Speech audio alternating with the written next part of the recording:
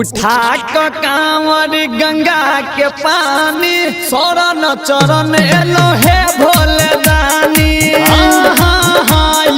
उठा क कांवर गंगा के पानी शरण चरण एलो हे भोले दानी।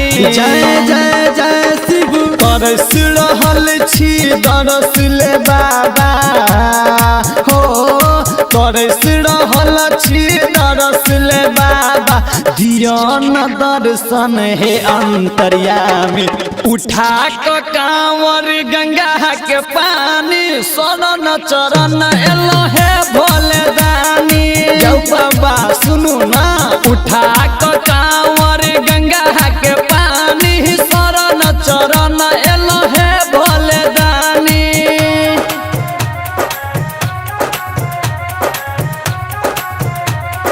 जय शिव जय जय जय शिव जय जय जय शिव जय जय जय शिव जय जय। माँ गायत्री रिकॉर्डिंग स्टूडियो। कहाँ के नंदन में लगा इसे ना भूला।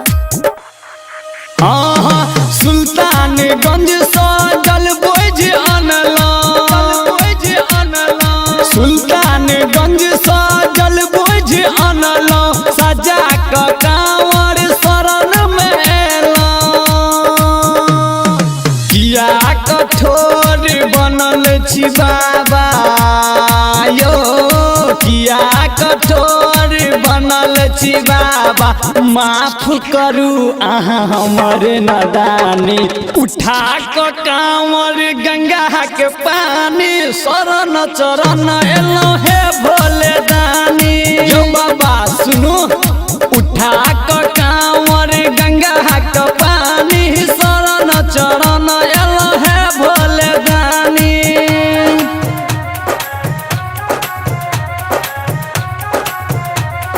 जय शिव जय जय जय शिव जय जय जय शिव जय जय जय शिव जय जय। अभी आप सुन रहे हैं सावरिया म्यूजिक। कहाँ के नंदन में लगा इसे ना भूला।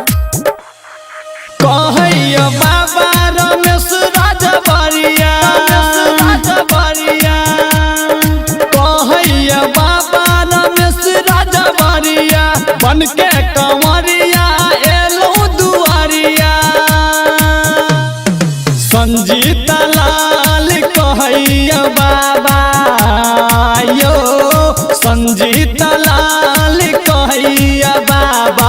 सुनू हमर अहाँ दुखक कहानी। उठा क कांवर गंगा के पानी शरण चरण एलो हे भोले दानी।